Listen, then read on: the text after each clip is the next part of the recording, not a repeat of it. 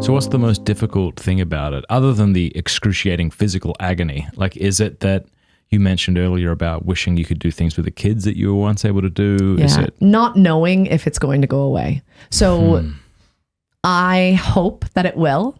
I think from what I've read and studied, the fact that I'm dealing with mold toxins and Lyme disease, I think when we get rid of that and the POTS and some other stuff, then I'll always have like EDS and GERD and IBS. But and I'm very strict with my diet. You know this. So people are like, "Have you tried cutting out sugar?" It's like, please, I haven't had sugar. please. Yeah, please. Oh my Dairy, gosh. cut it out. You know, Yeah, are you gluten. Like kidding? I eat so clean. Like I've even had doctors be like, you know what, you should probably add back in more things. But with mast cell activation syndrome, Talk about that. yeah, so there's this thing, mast cell activations. We all have mast cells. And basically it's if there's a virus or something, your body fights it off. So it's basically like, I don't know. I talk to the kids about good bugs and bad bugs in your body. Yeah. This is not medical. Look it up online for the real thing. But this will prove my point at least.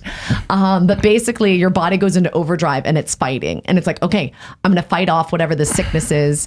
And in times like when you're crazy sick, it's wonderful. It's so my body's like stuck in overdrive. So like the whole fight or flight, I'm constantly in fight mode and my body's constantly in fight mode. And my body is in such fight mode that it attacks myself as well. It's like an insecure person who takes every interaction as them person offending them. Yes. And so they're constantly like Yeah. And then and defensive. what's crazy is one day I won't react to something, but another day I can. And it's like my body way overreacts, right? So like if I eat something that I shouldn't, I look 9 months pregnant. And it's like people are like, sure, I'm so, and it's like, no, I legit do. Like it's weird. My body just does. maybe 4 months. Okay, 4 months pregnant, thanks. I mean, I was a really big pregnant person. I feel like I was a normal person at 9 months, but me at 4 months. Or like I recently was on a medication. I broke out head to toe in hives. And it's like, really, Jesus, like, are there not enough other crazy things? And I feel like those moments where I'm tempted to go to despair, where it's like, I really need to lean in and just pray and offer it up and truly offer it up. Not a woe is me, not a pity party, but like, okay, Jesus, here this is. We all have crosses, whether you have chronic pain or health issues or whatever, we all have crosses and we all have pains in our lives that we would love to switch with someone else. But God's given them to us, or he's allowed this to happen for whatever reason, right? And it's like, I can either turn and try to fight it all the time, or I can embrace it and be like, okay, Lord, what are you trying to teach me in and through this? So it is so humbling to be at Mass and see 80-year-olds standing, kneeling. We go to a church with a communion rail. I can't kneel anymore. I go up and I do a weird leaning over thing. So I'm coming down, to receive. But if there's been a few times that I have kneeled and both hips, knees dislocate and I'm stuck. I'm like, oh, like in excruciating pain, middle of Mass. And I'm like, okay, I could just try to stay in this spot, and it's super Just humbling. really holy, just kneel at the front until Mass is over, everybody's cleared out and we'll come pick you up off the floor. Yeah, what is that like? Because, like we are afraid of being judged and, because of your blood pressure issues, standing, sitting, kneeling is a great way to become exhausted and you can't kneel for the reasons you just gave. And so you're kind of leaning over the rail. So what's that like dealing with people might be thinking, why isn't she kneeling for the Eucharist? Whether they're thinking that or not, you might think that they're thinking that. And what's that experience like? Yeah, I talked about this on my podcast before, and there was a girl who shared she's blind or like legally blind, but there's like an app or something on her phone and she's able to follow along. I don't know, something, but she always has her phone out.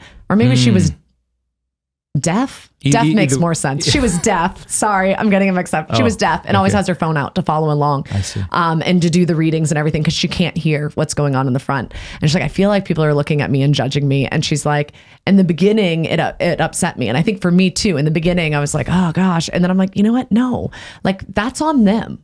Yeah. Like, I don't think they are. I really think most people aren't even noticing you. They're more busy with what's going on. And it's the same if you have a kid that's making noise at mass. Most other people don't notice them. It's just you. And so it's like, okay, Lord, if there are people that are looking at me and judging me, I give them over to you. And you do what you want with them and let me have peace with this is what I need to do right now. And I'm still encouraging the kids to stand, sit, kneel. And I'm often placing my hand on your shoulder so you won't stand up. I know you do that, which I find helpful. It's a good reminder. Or like if I'm do I get up? Do I not? And when I'm not sure, or I'll wait, like I'll let us sing the Alleluia before, like I want to stand for the gospel, but I wait until the priest is like saying what gospel, and then I stand, and then I, sometimes I can stand longer than others, but other times I just can't stand. And I think learning your limits is really good. So we have a friend that has a really fat baby, and I can hold him on good days, no problem. And I remember we were at like our homeschool co-op thing, and Sarah went, Noah. I was going to say, this is my favorite baby, the Bruinger baby. Oh no, he's fat too. And it would be the same for him, but this was Noah, who's just a gorgeous fat baby. But on good days I can hold him. She had to go teach, and it's like, can you hold him? And I'm like, hey, I'm so sorry. Can I sit down and then you hand him to me? So it's not me being lazy, but it's like, if I hold him, I don't trust myself right now because I'm very, I don't have good grounding, and I may fall over and hurt both of us. But if I sit, I can hold him, and like learning limits like that. And so like, I'm very helpful on days that I feel good, and I'm not very helpful on days that I don't. You mentioned your podcast earlier, and I want to give it a shout out because I'm sure there's a lot of women who are like, your wife's amazing. I think that. And we're going to follow her. So Among the Lilies is your podcast. Yes, it is. So I enjoy it. It's fun. Thanks so much for watching. Please like if you liked, and if you loved, subscribe.